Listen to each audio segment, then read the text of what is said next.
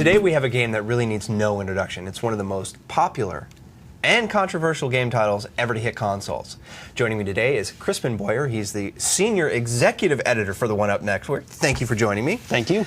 Okay, for those that might have been under the proverbial rock, the Grand Theft Auto franchise is what? It's basically an adult toolkit. There was Grand Theft Auto and Grand Theft Auto 2, which was a top-down 2D game, a fun little game where you go around and you stole cars and you went on crime sprees and you worked for the mob, and it was fun. But then they came out with Grand Theft Auto 3, which was the first 3D take on it, and this game gave you a city called Liberty City, had some loose missions. You went through kind of this like Godfather, Sopranos story and did different crime missions for different families. But mostly the whole game was just exploring the city, because you can go steal any car you want, you can go run over people, you can go steal a taxi cab and go on taxi missions and pick up people. It was just like there has been no game before this that gave you this much freedom to kind of do your own thing. So for the fourth installment, where is the story set and what's the storyline this time? Well, Grand Theft Auto 4 kind of goes back to what was in Grand Theft Auto 3. The setting again is Liberty City, the same city from that game, except now you're on the current gen systems, which is the PlayStation 3 and the Xbox 360. So the fidelity of the environment is it's just through the roof. Like the graphics, the city itself looks so amazing. It's roughly based on New York City. So it has 5 boroughs that roughly are based on the real boroughs of New York City. So there's like a Brooklyn, there's a Manhattan. This game looks and feels like you're in a real city. Now, for Grand Theft Auto 4, what's going to set really outside of the scenery and everything is what's it really going to set it apart? How's the gameplay different from previous versions? Everything, it's kind of hard to explain this. Everything just feels more integrated into the whole experience. So say, I told you in Grand Theft Auto 3, you can go on taxi missions by stealing a taxi cab, and then it said, press X to go on taxi missions. So you do that. Now, if you steal a cab, you have a cousin in the game who runs a taxi dispatch service. So you call him on your phone, and your phone in the game is very important. You call him on the phone, and then he sends you out to pick people up. But in this game, too, a big part of it is relationships. You meet all of these people in the game. So you're maintaining these relationships, and if you keep them up in the game, they will start doing things for you.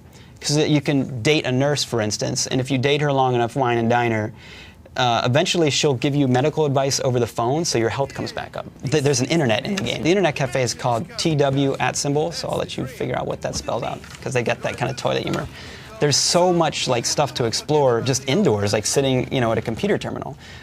There's billboards for TV shows called America's Next Top Hooker. Now, on the potty humor and things to explore, Easter eggs this time? What would you be talking about? Oh, hot coffee. Hot coffee, yeah.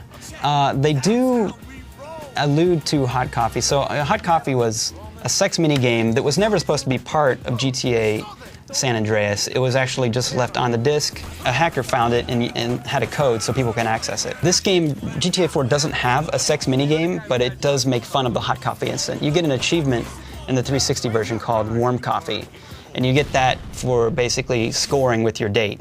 But instead of a sex minigame, the dates themselves have a certain payoff, and I don't want to spoil what it is because it's really funny. But I would prefer that you did. It is addressed. Now, you've mentioned 360 and coming into this. Before it was all Sony. How are they able to pull both off this time? It's a big feather in Microsoft's cap to have this. This is the first time a GTA game has been released simultaneously for 2 systems. I think a lot of it came down to, the PS3 was very slow out of the gate getting a lot of people to buy it. Rockstar Games saw that and they're like, well, this game's $30, $40 million game. We're not going to release it on a system that not enough people are going to buy it to make it worth our while. So that's one aspect. So they're like, let's do it on the PS3 and 360 simultaneously. Microsoft discloses they paid some money to lock down some bonus content for their game, which will come in the form of downloadable episodes that'll start hitting this fall. Now, does Grand Theft Auto 4 live up to the franchise? And it sounds like you're going to say people should buy this game. I think it lives up to the franchise. It scales back a little bit on some of the silly toys that were in the last game. Like, if people really liked the San Andreas installment because of things like the jetpack or the nitro boost in your cars or things like that, or you had a parachute in that game so you could base jump off buildings. That was fun. This doesn't have those, which for me was kind of a disappointment because I understand they're trying to make the series more serious, but at the same time, it's a game where you can steal a helicopter and pick up your date. You know, that's pretty silly. So why not just go the full distance and give people, you know, jetpacks and parachutes? But the story itself is really good. It's really well told. It has a really likable main character. There's actually branching paths that can happen depending on who lives and who dies.